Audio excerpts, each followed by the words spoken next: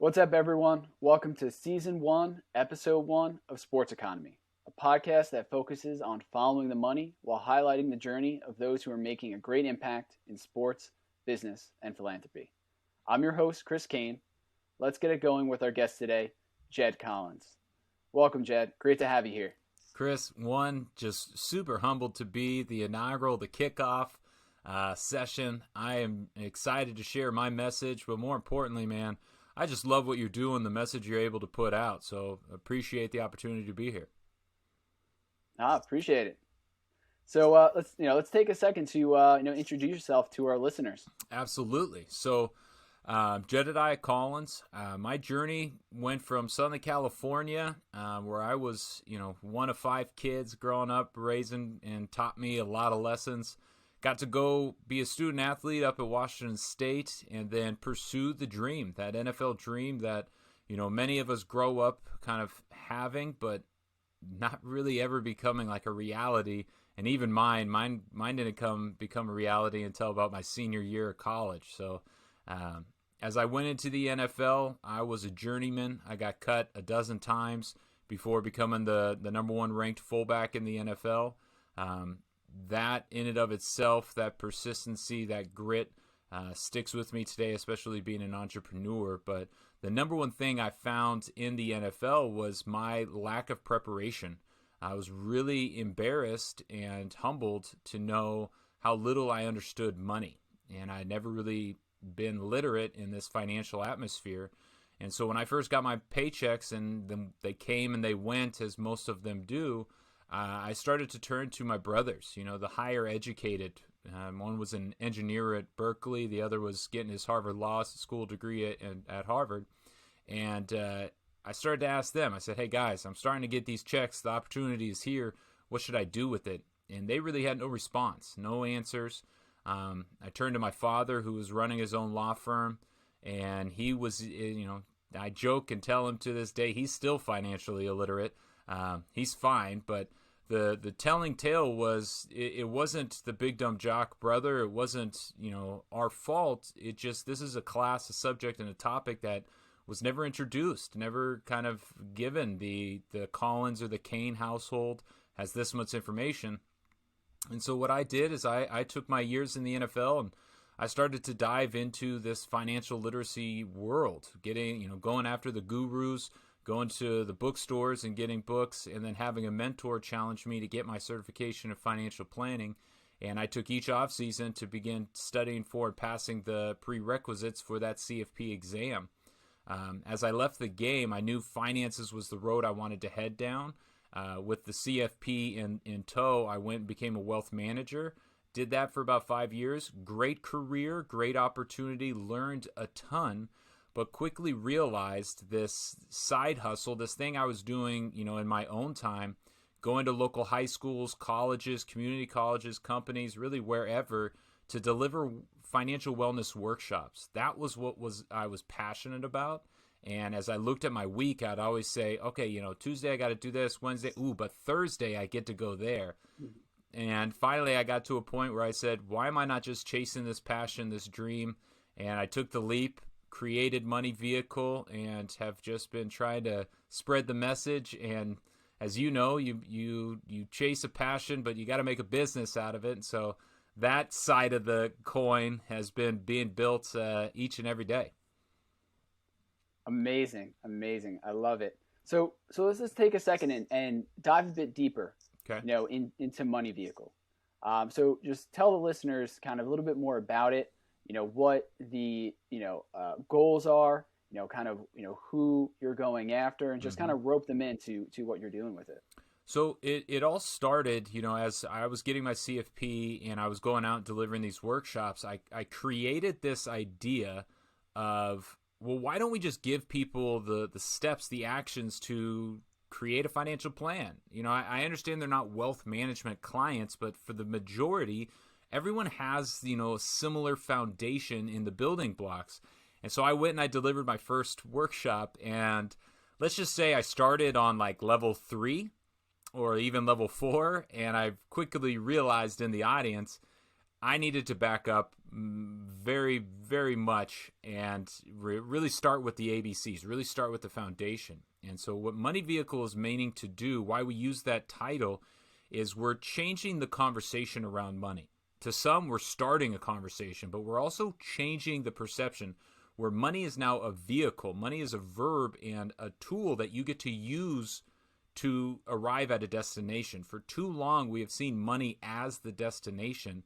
And what we want to start to do is change that perception that money is simply what is going to take you there, not the destination or the noun of the sentence. And so as we went out and we started to build it, we said, what would be 10 action items that we would want people to begin their financial journey with? And that's really where that level 1 curriculum began, is if you go and complete the course, take these 10, there's many other action items, but here are 10 specific ones. You should be 10 steps into your financial journey. Is that the end? Absolutely not. It is not all encompassing. We do have a holistic offering where we want to introduce people not just to investing, that sexy engine, but also, things like credit, things like insurance, cybersecurity, different types of accounts, taxes, obviously. And so how can you provide that kind of holistic lens into an introduction into money? And right now we're focused on is that beginning of the journey. I would say people from 16 to about 25, that's right where we want to be able to provide this information. We can go younger, but really when you start talking about the action steps, you need to be a little bit older to take most of them. But we're looking at that older high school or sweet spot college demographic and starting to say, if you could tell a 17, 18, 19, 20-year-old what actions they should go do to start to own their financial future, what would they be? And then what Money Vehicle does and kind of holds ourselves apart is we tell stories. So we don't just try to define what money is about. We take you to a new world, a new language, and a new understanding and build out those analogies and stories so we can translate exactly what this foreign topic is all about. Oh, 100%. It's the simple things. They're not necessarily simple, but these nuggets of information that, to understand at a younger age just sets you up for so much more going on in life. And, on that note, what would you say is, one or two lessons that, you learned from, someone of, who's a mentor or peer that, just a nugget of wisdom that changed your perspective on, how money is actually a tool, like you said, and it isn't a destination. So what would you say would be one of those? And this is where I get to pull from my days in the NFL. And again, I love storytelling. So this was in Cleveland, Ohio. I was reporting for the Browns, and it was the first day that we were going back. And I, being an undrafted guy, already having been cut, this is my second year, been cut a couple times. I show up, day one, ready to make the team. Like this is the opportunity. Jed's not going to give many chances. You got to show up and go. And we start with day one, just conditioning, which is not that difficult, but is just kind of like, let's ease into this. And I remember running and passing, one of the veteran safeties in our conditioning and our running drills, and doing it pretty effortlessly. And so I went up to him after the session and I said, listen, man, I don't understand. Like, this is the show. Like, why wouldn't you come back ready? Like, why wouldn't you come back prepared? This was also back when we were reporting in the end of March, not the middle May, which would they do today. But he looked at me and he asked me a funny question. He said, what'd you have for dinner last night? Kind of threw me off because I was like, I don't know where we're going with this, but I'll ride with you for a second. I was like, yeah, I'm in the extended stay. I got a little grill. I grilled up some chicken, some little Minute Maid mashed potatoes. I even threw some broccoli and and he's like, all right, cool. I had a Big Mac. Still don't know where we're going. Like, I still was like, okay, you had a Big Mac. I had chicken breasts. Like, so far you're proving my point that you're not taking this seriously, I guess. Yeah. And he said, I love McDonald's. Grew up on McDonald's. Big Macs are just my jam. Like, I look forward to them. I won't have another Big Mac until February 2nd. And that was the day after the Super Bowl. And it struck me for a moment. I said, wow. I said, you are going to deny yourself, you're going to sacrifice going to McDonald's for the next 9-10 months? He said, not at all. I'm not going to sacrifice anything. I'm going to prioritize what I want. And what I want is to be my best in December, in January, when championships are won and money is really made. And I took that and I went away and I started to think about what he just showed, the crazy little story and the journey that we went on. But what he taught me in that moment directly translated to finances. Everybody says, One semantic change is we don't say the B word, we don't say budget, we use cash management. But everybody says, oh, when I start to track, it's limiting. I can't go spend on this, or I don't get to go do that. And what he truly translated to me was this idea that if you have goals, if you have priorities, if you have a vision or a dream you're chasing, you don't sacrifice anything. You prioritize what you want most over what you want right now. And that simple message, he was telling me through that story. He knew exactly where we were going. What you want most over what you want right now is perhaps the greatest lesson we can have in our finances, but really in every day, whether you're trying to lose weight, you're trying to just get in shape, you're trying to be better at work, whatever it is, that simple trick is something that has stuck with me and has led to success because I continue to prioritize what I want most. That is just so spot on. I mean, that's such a great story to really describe, delayed gratification. Yes. And how that is just a key not only for financial success in your life, but success in so many different aspects. Mm-hmm. If you're just running out going after that immediate gratification, I want the new Nikes, and then you got $400 and you're getting the new shoe drop and you blow it on the Nikes, well, you're going to be in a sore spot. And then it just goes into the forward thinking, especially for the young people, the compound interest. Yeah. That concept is not talked about enough. And if you just start investing early and young, I mean, that compound interest and time is your friend. And so it's about what is your return on sacrifice. And, once people understand that nugget of wisdom was passed on to you, mm-hmm. and passing that on to other people and paying it forward, I mean, it's an incredible, knowledge to, for young people to really, to have and absorb. It absolutely is. And just speaking on, the compounding effect, most people don't understand. Warren Buffett, the 99% of Warren Buffett's wealth was accumulated after he was age 50 because he had planted so many seeds and they had just started to begin to bear fruit. And I think it is just such an often overlooked message and notion. And then, you look at the idea of that simple, do you have a goal? So many people, especially when it comes to money, I talk to young people all the time, and they're like, oh, I'm just trying to, figure it out. And it's, no, and the goal is not financial freedom. The goal is not to become a millionaire, but the goal is, what can I do by, whenever you're listening to this, 1 year from today? What can I do 1 month from today? What can I do 1 week? And to set those more attainable and achievable goals. Mm-hmm. And what I really love is now being an entrepreneur, starting my own business. I mean, Chris, you with Chek, looking at that most over now, one thing we have had to continually do is empower ourselves to say no. Empower ourselves to say, I get that this little shiny object is going to distract me. And even though it might be a quick influx of cash, it might be this, that, or the other, it's not what I want most. It's not what the mission of the company is. And we really have to have that measurement and that tool on a daily basis. And so that's something that, as people look at, what do I want to do with my careers? One of the first things I ask entrepreneurs is, how comfortable are you saying no every day? The second one is, how comfortable are you having someone tell you no? That's another trick you gotta be comfortable with too. Oh yeah, 100%. I mean, on that entrepreneurial side, and they're tying both little segments back in. is, when younger people come to me asking about, startup land and entrepreneurial, like right in tandem with the return on sacrifice is the question I pose to them. I'm like, don't tell me what you want. I can guess, and I'm probably going to be right what you want, Mm-hmm. right? We all want, more I often than have not similar Instagram. things. Yeah. Yeah, yeah.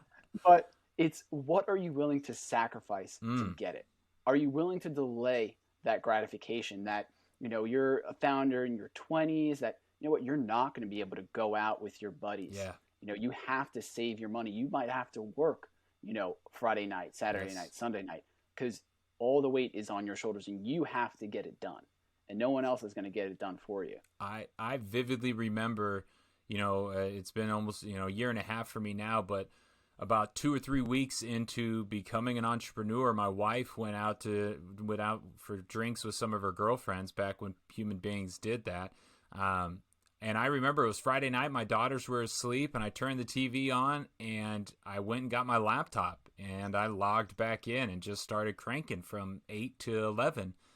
And I thought about that, and I was like, I'd never done that, working for my traditional job and role.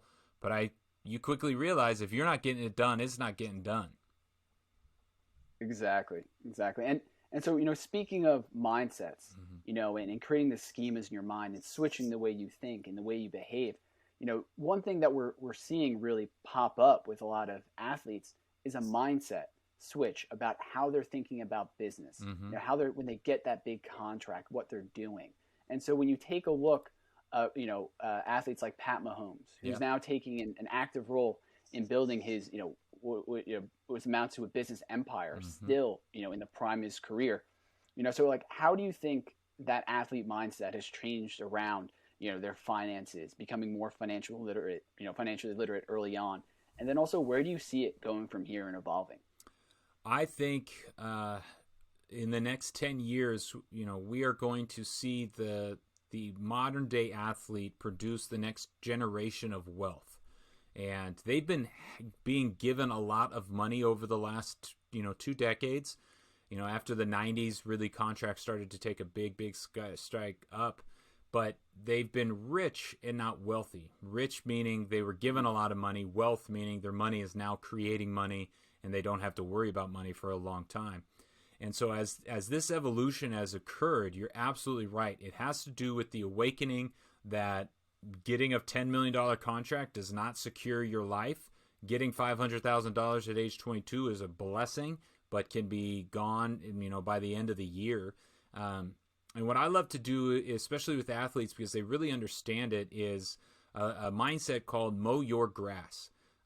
And I heard it in a locker room, actually, from a guy who was competing with me for a job, a veteran at the time, being hounded by reporters. How are you going to do this? What are you going to do there? What's this over here?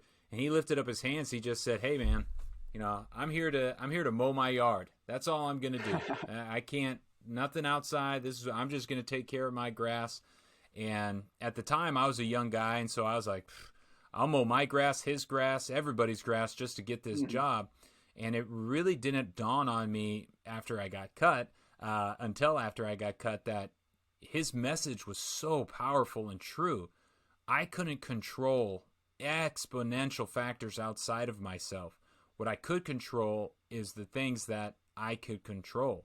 And I love to tell people to control your APE, A-P-E, your attitude, your preparation, and your effort.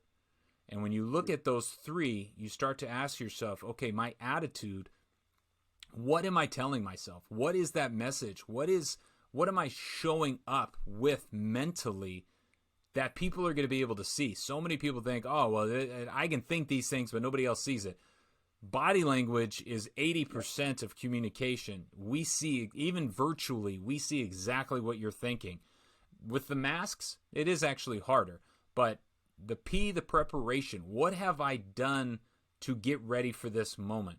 What is the work I've put in? What are the scenarios I've brainstormed? What is going to happen when, I love Mike Tyson. Everybody has a plan until they get punched in the face. What do I do after I get punched in the face? Have I prepared for that message?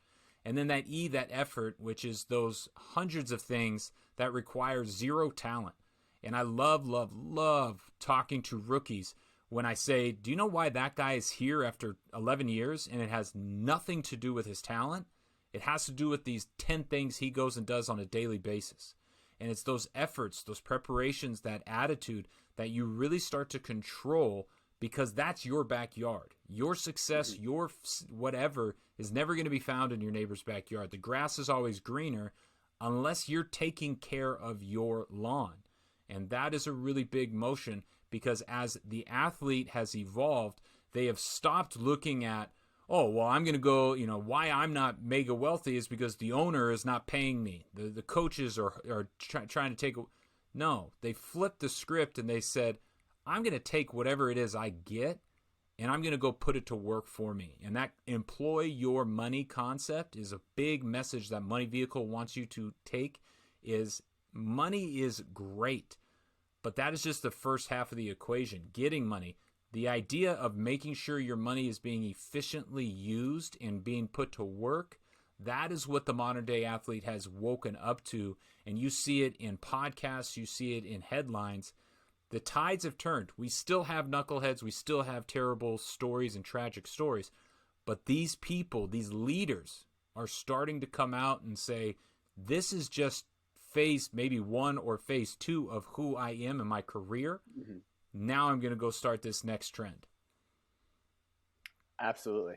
I mean, I think what we're seeing, right in concert with what you're saying is that mentality shift. Mm-hmm. Is that, right with all of, the access for more information, I guess the social medias, just more information is spreading quicker. And, people are just starting to, like you said, wake up. Mm-hmm. And, things like Money Vehicle are just going to be so much more important for people to really understand that their money is a tool and to use it correctly, and not only to, but how. And going from there, and one thing I do want to ask, because I know the answer to this. Go ahead. Well, I got one thing to add on that, because it parlays into that evolution, and it's a great example here in Seattle where I am. Bobby Wagner. Bobby's got however many millions of dollars, big contract, yada, yada, yada. But the story, and I know this because I talked to the group that he does it with now, is somebody brought him an opportunity. Hey, Bobby, you got millions. Do you want to invest into this thing? And he had the wherewithal, the confidence to say, well, I really don't understand it.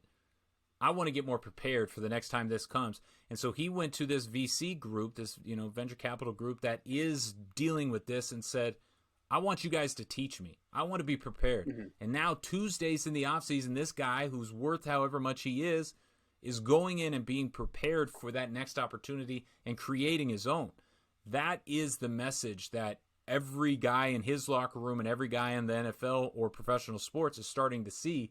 You have an opportunity to ask these experts in their field, but for so long it's been our egos that weren't allowing us to make that humbled suggestion. Mm-hmm. And now he is going to leave the game with that big, bankroll, but also with the skill set to just crush the world, because everybody wants to sit across the table from an NFL superstar. So, sorry, but what was the question you were leading to? Oh, no, I love that. Yeah. I mean, that's really hitting the nail on the head with that one. So I already do know the answer to this one. So this is a bit of a fun question. So what was the first thing that you bought with your first paycheck in the league? I've been warned to stop saying that I blew my first paycheck. I will say I had the wrong mindset and approach to money when I got my first paychecks. My first big paycheck I got my rookie year when I got activated. I went, and before the envelope was even opened, they didn't have direct deposit back then. I spent it all, and I put it into an engagement ring, and my wife and I are 10 plus years of marriage, so it was a very good investment. But the idea that I had made money and spent money in the same day was what was going to condemn me if that was the behaviors I continued down. And that's what shocked me and woke me up to my personal journey of, hey, this is awesome. Yes, I put it into a good thing, but what if, in the next week I got cut and I needed to pay rent? Mm-hmm. That is why it was a very poor financial decision. That being said, getting married, best decision of my life. Very, very good. Yep. But yes, it's a great introduction into the idea that people need to see money on different time lengths. And if you are spending on it, you just see it day to day. If you're saving, which is a great first step, you see it month to month or maybe even year to year.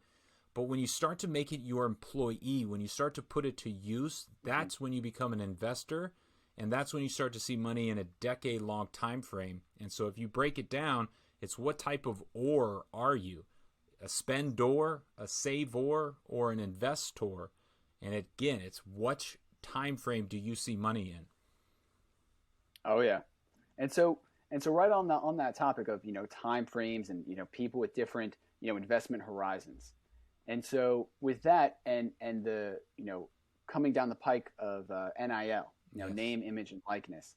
So how do you think the impact of NIL is going to take on the collegiate athlete or the high school athlete, or even before? Because I know in the golf world, what they're talking about is kids as young as 12 being able to get sponsorships. And I mean, that is just going to now push up, really, Oh, yeah. their necessary knowledge of finances. So just want to, talk about that for a bit of, what you think, the effect of this NIL legislation is going to be from a financial literacy sense. It is a game changer in the dynamic. I remember vividly going from high school to college and seeing the shift in how coaches treated players. And then going from college to the NFL and realizing, whoa, in these rooms, the players have more leverage and power. In most, in some situations, not me. But I looked at that, and with this NIL, you are starting to see that evolution continue to go downstream. The 12-year-old, if I'm an 11-year-old golfer, I want to see a 12-year-old golfer using equipment because that's who I want to be. And so this power is going to shift everything. And you really need to start to break down the opportunity. And so many departments, athletic departments right now are so focused on, well, it's sexy. Let's go let our student athletes earn money. But we've totally had a lack of focus on this idea of not just earning money, but creating it, of taking it and putting it to use and making sure it's being efficient. So I think it is going to become a liability, despite the whole how is NIL going to go through, how is it all going to be, kind of policed and all that, those questions. It is going to put a liability on the athletic departments that right now they're having this very arm's distanced approach to. But when these are your student athletes, how are you going to sway them from that alcohol company coming and asking them to be an ambassador, or the other 1,000 different kind of unique, scary chances that are going to come to fruition? So I also think that liability on the athletic department is going to be held of, well, what did they do with it? Are they leaving campus with life planned out, with a jump start? We all look at professional sports, and the change over the last 30 years has been, it is not just going to set up my life and I get to kick my heels up. It's a platform to have a massive jump start at your life. College is now going to create that same opportunity, that when I leave this institution, I should have the skills as well as the opportunity to go and look at 22 and say, man, I am so fortunate to be so many more steps ahead. But I can only do that if I've learned to earn and create those dollars. And that's where financial literacy has to start to come into part of this language, part of these terminologies is, as a young athlete, how do we translate? And when we look at something like an investing, yeah, your first $1,000, everybody wants to throw it into the hottest, newest thing so it could, 10x over the next 6 months. The reality is, throw it into Dodge. Yes, Dogecoin to the moon. I got an update on YouTube like 3 hours ago. It was like, oh, they're going to eBay. It's going to the moon. Yeah. But this idea that, sorry, I lost my train of thought. This idea that once we are able to empower them to use these dollars, they are going to be able to look at the world that opens up to them, because this entrepreneurial kick is just starting. We see the traditional ways that these athletes are going to go and make money. Somebody's going to pay them to advertise. But the world is going to open up to what unique skill sets they have, and they're going to be able to use it in ways we've never thought of. Absolutely. And so to take a bit of a deeper dive into, some of the stuff you just talked about, and, like imagine the situation where, we know the NFL, what it really stands for, not for long. Yeah. And that, you have an athlete coming out of college, say he or she is a big name athlete, and they're making, a good amount of money with NIL in college. They go to the league and, they get that first salary, but they don't make it for long. Yep. But now the difference is, like you said, they just got a massive jump start on life, that they have the capital now to really enhance what the next, stage of their life, what their next endeavors are going to be. And when they understand how to use money correctly from that earlier age, that's where, if you're, 25, sitting on half a million dollars, the world is your oyster. Oh, yeah. Because if you look at your peers that, weren't athletes, they came out of college, went to the employment world, nobody's sitting on that amount of money. They're in debt. And so, yeah. And so now, if that athlete has that understands, whether it's, business or any other sector, now, wow, I have seed capital to start a business. Yes. I can invest it. I can do this. I can do that. And that's just an extraordinary mindset, an extraordinary opportunity for these young men and women. And it's that breathing room you're talking about. This is the first lesson I kind of try to get over to young rookie, second, third year players is what should be your first financial goal is, the same as showing up to training camp. What's the first test that we need to pass? That conditioning test. Well, the financial conditioning test is, do you have a Corona cushion? Do you have that emergency fund that allows you the luxury, like you just said? It could be $500,000, it could be $50,000, but if I have a set aside amount of money that I don't depend on tomorrow's paycheck to get through the week, I now have that breathing room to look around and actually ask myself, what do I want to do?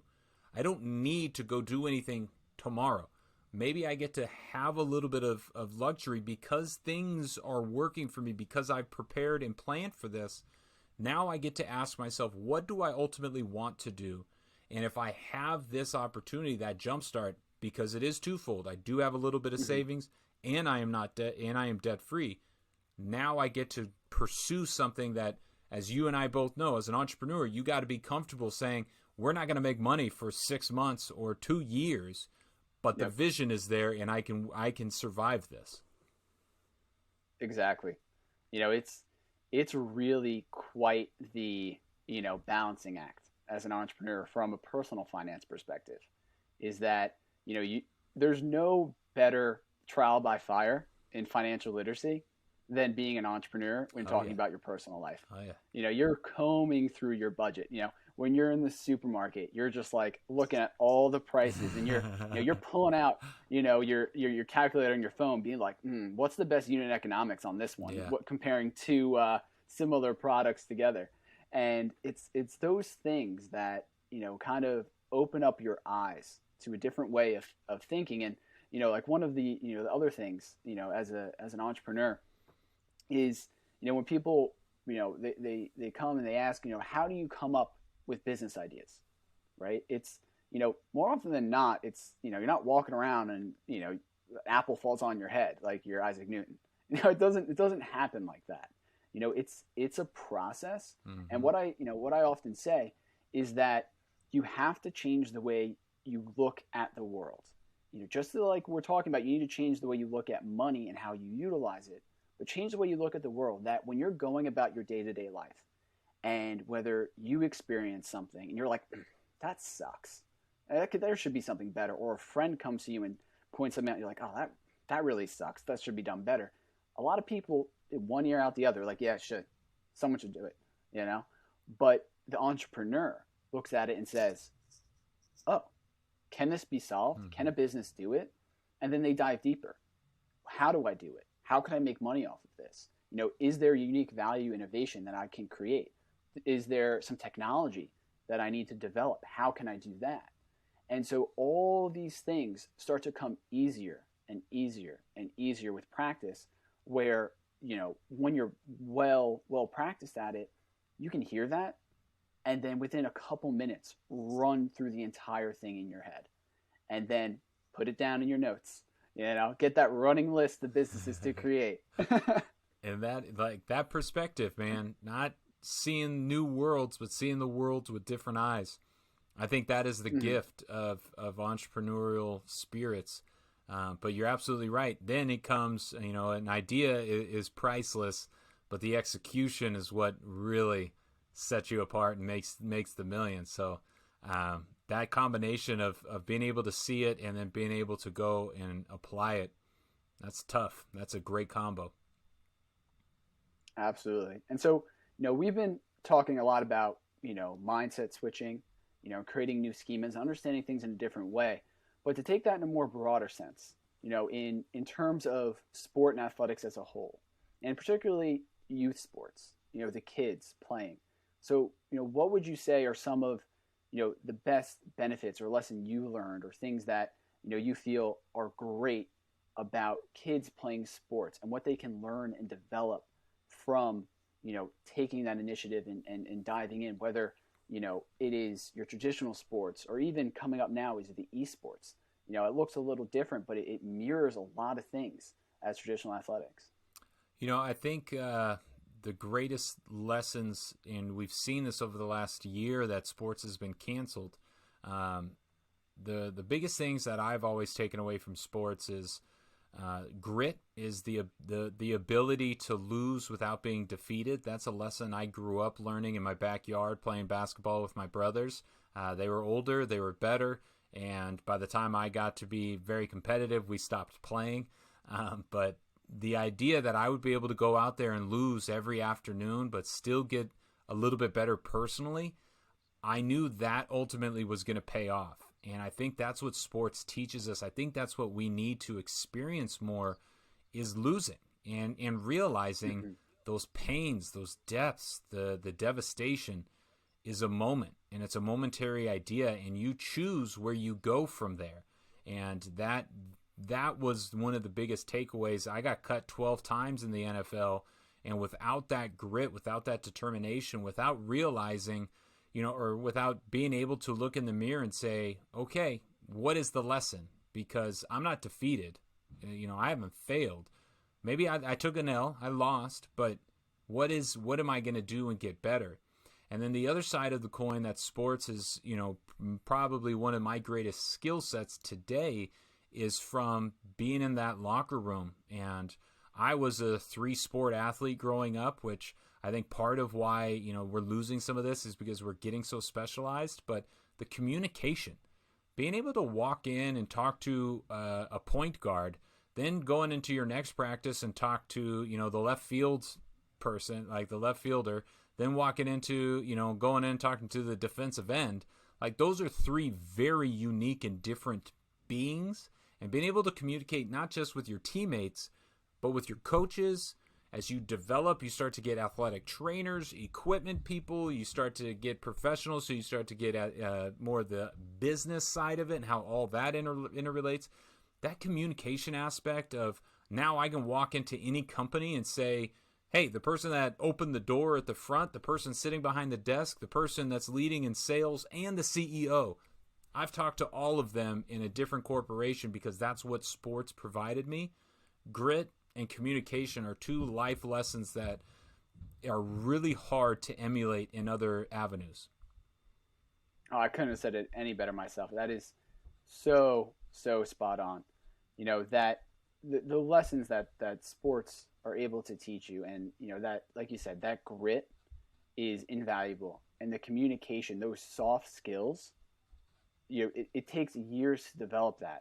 And when you're a kid and you can develop that, and your mind is still like a sponge, I mean, those are things that just you can take with you for the rest of your life. And that, when you wake up and you're 35 and you're like, man, how did I get so good at that? Yeah.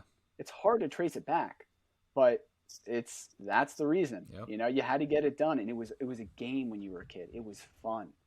And so it didn't seem like you were working on a skill. It was just, you were just doing the thing. You were just playing. Yep. And so, as we wrap up here, I do have, one more question. All right. And so it's on the personal side. And so this is a crossover from one of our other series, Checkpoints. Okay. Checkpoint. And so we call it the question. And so what the question is what is one thing you've done or experienced in your life that you would suggest our listeners do or experience in theirs, and why? Oh, that's an easy one. Journaling.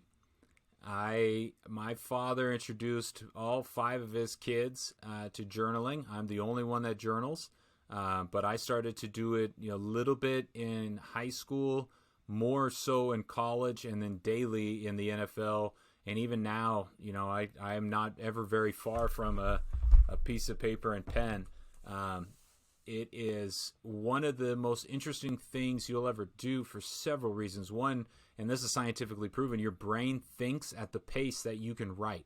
So people type at different speeds, you speak at different speeds. Writing is your flow of how you think. So it's a very fluid train of thought in that regard. It is also one of the most self-reflective and spiritual experiences you will have. But most importantly, what really started to drive me home doing it in college was my fear that my brain was going to be impacted. And in the NFL, thinking and hearing all the studies, I said, well, if I'm not going to remember these stories to tell my kids, I want somebody to be able to tell them. Mm-hmm. But now I have the ability to time travel. I've been journaling for 15 years, and I get to go back and talk to 18, 22, 27-year-old Jed. And you start to look at, why can I trace back my stories? Why am I good at storytelling? Is because I wrote them to myself. And believe me, they start out as bullet points, and you start to piece them together. But I think journaling in our new world, this new normal, is going to be such a paramount skill, because everybody says, I want to get better at public speaking, or I want to get better at writing emails. Journal. Write it to yourself, get comfortable creating and looking at a blank piece of paper and forcing yourself to just write whatever comes through your mind. And you will be amazed when you look back and reread that and really discover what was truly on your mind, because about halfway through the page, some subliminal subconscious stuff is going to start peeking out.